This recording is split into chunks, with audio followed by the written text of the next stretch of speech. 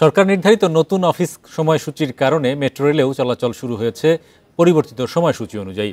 শুরু ও শেষের সময় একই রকম থাকলেও মাঝে পিক ও অফ পিক সময় পরিবর্তন হয়েছে।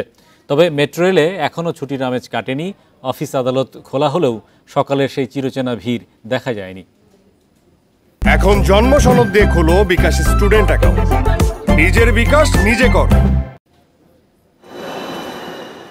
ঈদের ছুটি সহ টানা 5 দিনের ছুটি শেষে বুধবার খুলেছে অফিস আদালত, খুলেছে ব্যাংক, বিমা ও শেয়ার বাজার। তবে অফিস আদালত খোলা হলেও সকালে সেই চিরচেনা ভিড় নেই মেট্রো রেলে। মেট্রো রেলে এখনও ছুটির আমেজ কাটেনি। কাউন্টারগুলোর সামনেও যাত্রীদের তেমন সিরিয়াল নেই। অনেকে পরিবার নিয়ে মেট্রো রেলে বেড়াতে এসেছেন। ভালোই লাগছে। এর আগে আমি ঘুরছি, কিন্তু আমার ফ্যামিলি ঘুরতে পারছিল না। পরে তাদের একটা আবদার ছিল আর কি ঘোরার, তো সেই অনুযায়ী আমরা একসাথে ঘুরতে আসছি। ঘোরার জন্য আসছি, মেয়েদেরকে নিয়ে। মেয়েরা কোনো সময় আসে না, তাই আসছি আর কি। আনন্দ, তাদেরকে ভালো লাগতেছে, তারা আনন্দ পাচ্ছে।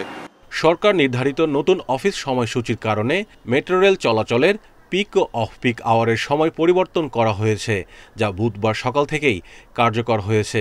এছাড়া শনিবার ছাড়া সব সরকারি ছুটির দিনে মেট্রো রেল 12 মিনিটের পরিবর্তে 15 মিনিট পর পর ছাড়বে। চেঞ্জটা শুধুমাত্র অফিস আওয়ার সকালবেলা যেটা ছিল সেটা তো ঠিকই আছে, ওই জন্য সকালবেলা আমরা কোনো চেঞ্জ করি নাই, পরিবর্তন করি নাই।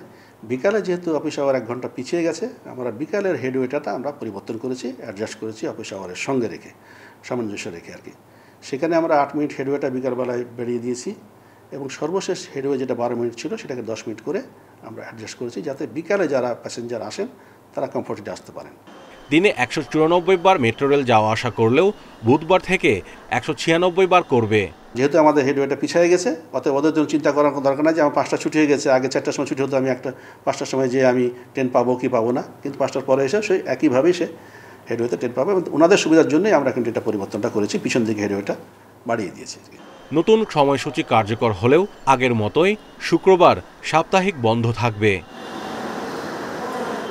Mahmudul Hasan, independent news, Dhaka.